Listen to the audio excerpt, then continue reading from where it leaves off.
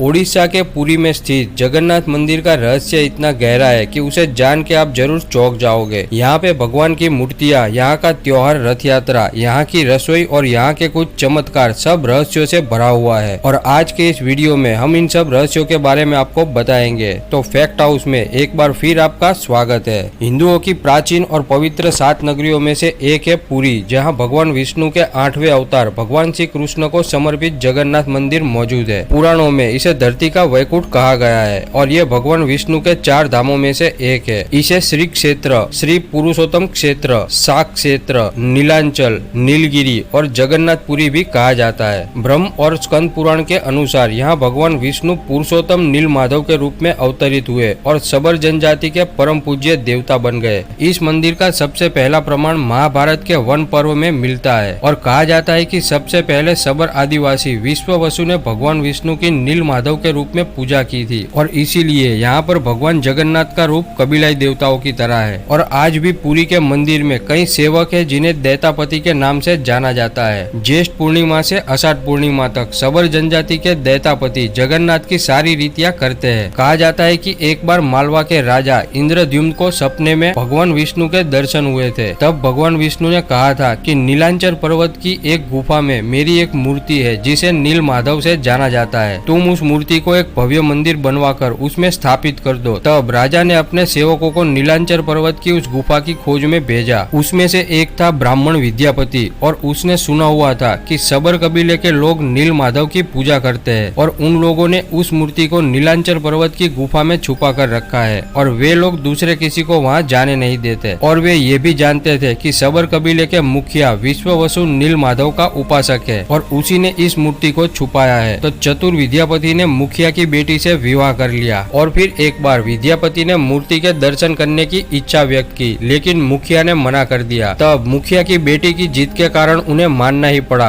और वे अपने विद्यापति जमाई को आंखों पर पट्टी बांधकर वहां ले जाने के लिए राजी हो गए। लेकिन तब विद्यापति ने अपने साथ कुछ अन्न के दाने ले लिए और वहां जाते वक्त वे रास्ते में दाने को फेंकता गया और दर्शन करके लौट आया और फिर बाद में वो फिर से उस दाने को देखते देखते मूर्ति के पास पहुंच गया और मूर्ति चुरा कर राजा को दे दी। जब मुखिया को पता चला कि मूर्ति चोरी हो गई है तो वे काफी दुखी हुआ। तब उसके दुख को देखकर भगवान विष्णु यानी नील माधव वापिस उस गुफा में लौट आए। लेकिन उन्होंने राजा को भी एक वचन दिया कि वे अगर एक भव्य मंदिर बनवाएंगे तो भगवान जगन्नाथ फिर से वहाँ लौटकर विराजमान होंगे। तो राजा ने एक भव्य मंदिर बनवाया और भगवान विष्णु से प्रार्थना की। तब भगवान ने कहा कि तुम मेरी मूर्ति बनाने के लिए समुद्र में तैर रहा एक बड़ा लकड़ी का टुकड़ा लेकर आओ जो द्वारका से तैरता हुआ पुरी की ओर आ रहा है। फिर राजा के सेवकों ने एक बार देखा कि लकड़ी का एक बड़ा टुकड़ा तैरकर समुद्र किनारे आ रहा है। जैसे ही वे टुकड़ा किनारे पहुंचा तो सेवकों ने उसे उठाने की काफी कोशिश की, लेकिन वे उसे उठा नहीं पाए। तब राजा समझ गए कि इसमें सबर कबीले के मुखिया और नील माधव के अनन्य भक्त विश्ववसु की सहायता लेनी पड़ेगी। जब विश्ववसु को वहां पर बुलाया गया तो वे अकेले ही इस लकड़ी को उठाकर मंदिर तक ले आए और उसे देखकर सब लोग हैरान रह गए। फिर राजा ने उस लकड़ी से मूर्ति बनाने के लिए कारीगरों को बुलवाया, लेकिन कोई कारीगर मूर्ति को छेनी भी नहीं लगा सका। तब राजा चिंतित हो गए कि अब इस लकड़ी से मूर्ति कौन बनाएगा। तब अचानक तीनों लोगों के कुशल कारीगर भगवान विश्वकर्मा खुद एक बुजुर्ग व्यक्ति का रूप धारण करके वहां आए और उन्होंने राजा से कहा कि वे इस लकड़ी से नील माधव की मूर्ति बना सकते हैं, लेकिन साथ ही उन्होंने शर्त रखी कि वे अकेले ही इस मूर्ति को बनाएंगे और 21 दिन में मूर्ति को बना देंगे। लेकिन मूर्ति बनाते हुए कोई उन्हें देख नहीं सकता। तो राजा ने शर्त मान ली और उस बुजुर्ग व्यक्ति को एक कमरा दे दिया जिसमें वो व्यक्ति लकड़ी, हथौड़ी, छेनी और आरी के साथ अंदर चला गया। फिर रोज कमरे से हथौड़ी, छेनी की आवाजें आती रही, लेकिन एक दिन आवाज नहीं आई। तब राजा इंद्रद्युम्न की रानी गुडीचा खुद को रोक नहीं पाई और राजा को जाकर बताया कि आज अंदर से कोई आवाज नहीं आ रही। तब सबको लगा कि वो बुजुर्ग व्यक्ति शायद मर गया होगा। तब सारी शर्तों को तोड़कर राजा ने दरवाजा खोल दिया, लेकिन अंदर देखा तो वे कारीगर गायब था और वहाँ पर 3 अधूरी मूर्तियाँ पड़ी थी जिसमें भगवान नील माधव और उनके भाई बलराम के छोटे छोटे हाथ बने थे, लेकिन उनके पैर नहीं थे, जबकि सुभद्रा के हाथ और पाँव अभी बनाए ही नहीं गए थे। फिर राजा ने इसे भगवान की इच्छा मानकर इन्हीं अधूरी मूर्तियों को मंदिर में स्थापित करवा दिया। तब से लेकर आज तक तीनों भाई बहन इसी रूप में विद्यमान है। कहा जाता है कि वर्तमान में जो मंदिर है वह 7वीं शताब्दी में बनवाया गया था। हालांकि इस मंदिर का निर्माण इससे पहले पहले ईसा पूर्व 2 में भी हुआ था, लेकिन समुद्र की लहरों के कारण ये मंदिर 3 बार टूट चुका है। बाद में 1174 ईस्वी में उड़ीसा के शासक अनंग भीमदेव ने इसका जीर्णोद्धार करवाया था और इस मुख्य मंदिर के आसपास 30 छोटे बड़े मंदिर भी स्थापित है। स्कंद पुराण के अनुसार यह मंदिर 5 कोस यानी 16 किलोमीटर क्षेत्र में फैला हुआ था, लेकिन माना जाता है कि इसका लगभग 2 कोस क्षेत्र बंगाल की खाड़ी में डूब चुका है। इससे जुड़ी एक और भी कथा है जो बहुत ही कम लोग जानते हैं। चारण परंपरा में माना जाता है कि भगवान द्वारकाधीश बलराम और सुभद्रा के प्राण त्यागने के बाद उन्हें समुद्र किनारे अग्निदाह दिया गया था, लेकिन उस वक्त भरती आने के कारण समुद्र उफान पर हो गया और तीनों आधे जले शवों को बहाकर ले गया और वे तीनों शव पुरी के समुद्र के किनारे निकले। तब पुरी के राजा ने तीनों शवों को अलग अलग रथों में रखा और अलग अलग रथों में इसलिए रखा था कि उन्हें तीनों के शव मिले थे। अगर वे जिंदा आए होते तो तीनों एक ही रथ में होते। फिर तीनों रथों को पुरी के लोगों ने खुद खींचकर पूरे नगर में घुमाया और शवों के साथ में जो लकड़ी का बड़ा टुकड़ा आया था उसकी पेटी बनवाकर उसमें धरती माता को समर्पित किया और आज भी उस परंपरा को निभाया जाता है। लेकिन इस बात को बहुत ही कम लोग जानते हैं, क्योंकि ज्यादातर लोग ये मानते हैं कि भगवान यहाँ पर जिंदा पधारे थे। चारण जगदम्बा सोनल आई के गुरु दौलतदान बापू की हस्तप्रतों में इस बात का उल्लेख मिलता है। भगवान जगन्नाथ मंदिर के कई सारे रहस्य हैं जिनसे वैज्ञानिक भी हैरान है और यही रहस्यों के कारण ये मंदिर न केवल भारत में बल्कि पूरे विश्व में प्रसिद्ध है। यहाँ का सबसे प्रसिद्ध रहस्य ये है कि मंदिर के ऊपर स्थापित लाल ध्वज हमेशा हवा के विपरीत दिशा में लहराता है और इसका कारण आज तक कोई नहीं जान पाया। दूसरा रहस्य ये है कि मंदिर के ऊपर स्थापित सुदर्शन चक्र, जिसे नील चक्र भी कहा जाता है, जो कि अष्ट धातु से निर्मित है। इस चक्र को आप किसी भी स्थान से देखोगे तो ये चक्र आपको अपने सामने ही लगा दिखेगा। तीसरा कि इसके मुख्य गुंबद की छाया नहीं बनती। दिन के किसी भी समय आप देखोगे तो इसके गुंबद की छाया अदृश्य ही रहती है। आपको बता दे कि इस मंदिर की ऊंचाई 214 फीट है और मंदिर के पास खड़े रहकर इसका गुंबद देख पाना असंभव है। यहाँ की हवा की दिशा भी एक रहस्य है। सामान्य दिनों के समय अधिकतर समुद्र तटों पर हवा समुद्र से जमीन की ओर आती है, लेकिन पुरी में इसका उल्टा होता है। यहाँ हवा जमीन से समुद्र की ओर जाती है। भारत में आमतौर पर देखा जाता है कि मंदिर के गुंबदों के ऊपर कई बार पक्षी आकर बैठ जाते हैं, लेकिन जगन्नाथपुरी के मंदिर पर आज तक कोई पक्षी बैठ नहीं पाया और न ही कोई पक्षी शिखर के आसपास उड़ते दिखाई देते। ये मंदिर समुद्र किनारे मौजूद है, जिसके कारण समुद्र की लहरों की ध्वनि यहाँ पर आसानी से और साफ साफ सुनाई दी जाती है। लेकिन रहस्य की बात यह है कि मंदिर के सिंह द्वार में पहला कदम प्रवेश करते ही आप अंदर से समुद्र की ध्वनि को सुन नहीं सकते। जैसे ही आप एक कदम बाहर जाओगे तो ध्वनि फिर से सुनाई देने लगती है। इस मंदिर की सबसे पुरानी परंपरा ये है कि यहाँ से आषाढ़ माह में शुक्ल पक्ष की द्वितीय तिथि को जगन्नाथ भगवान की रथ यात्रा निकाली जाती है, जो विश्व की सबसे बड़ी रथ यात्रा होती है और ये रथ यात्रा 5 किलोमीटर में फैले हुए पुरुषोत्तम क्षेत्र में ही होती है। इसमें लाखों की संख्या में भक्त शामिल होते हैं, जिसमें भगवान जगन्नाथ का रथ नंदी घोष है, देवी सुभद्रा का रथ दर्प दलन है और भाई बलभद्र का रथ तल ध्वज है। इस यात्रा में भगवान रथ पर सवार होकर अपनी मौसी रानी गुडीचा के घर जाते हैं। रानी गुडीचा भगवान जगन्नाथ के परम भक्त राजा इंद्रद्युम्न की पत्नी थी, इसीलिए उन्हें भगवान जगन्नाथ की मौसी कहा जाता है और भगवान जगन्नाथ 8 दिन तक अपनी मौसी के घर रहते हैं। फिर आषाढ़ शुक्ल की 10वीं तिथि को वापसी की यात्रा होती है। ऐसे ही फिर धीरे धीरे इस रथ यात्रा को भारत के हर हिस्से से निकाला जाने लगा और आज भारत के कई सारे छोटे बड़े शहरों और गाँवों से भव्य रथ यात्रा निकाली जाती है, जिसमें हजारों भक्त शामिल होते हैं और लाखों लोग भगवान जगन्नाथ के दर्शन का लाभ लेते हैं। इस मंदिर की सबसे बड़ी खासियत एक ये भी है कि यहाँ का रसोई घर दुनिया का सबसे बड़ा रसोई घर है। इस रसोई घर में 500 रसोई और 300 सहयोगी मिलकर रसोई बनाते हैं और कहा जाता है कि भले ही मंदिर में प्रसाद कुछ हजार लोगों के लिए ही क्यों न बनाया गया हो, लेकिन इससे लाखों लोगों का पेट भर सकता है। इस रसोई घर की खास बात यह है कि यहाँ रसोई पकाने के लिए 7 बर्तन एक दूसरे के ऊपर रखे जाते हैं, जिसमें से सबसे ऊपर वाले बर्तन की रसोई सबसे पहले पक जाती है। फिर क्रमशः नीचे की तरफ रखे बर्तन का खाना एक के बाद एक पकता जाता है, जबकि सबसे नीचे वाले बर्तन का खाना पहले पकना चाहिए, लेकिन यहाँ सबसे ऊपर वाले बर्तन का खाना पहले पकता है। तो है ना ये भी एक चमत्कार। तो अगर आपको ये जानकारी अच्छी लगी तो वीडियो को लाइक करें और चैनल को सब्सक्राइब करके बाजू वाले बेल आइकन को जरूर दबाएं और कमेंट में जय जगन्नाथ जरूर लिखें। तो मिलते हैं अगली वीडियो में, तब तक के लिए गुड बाय,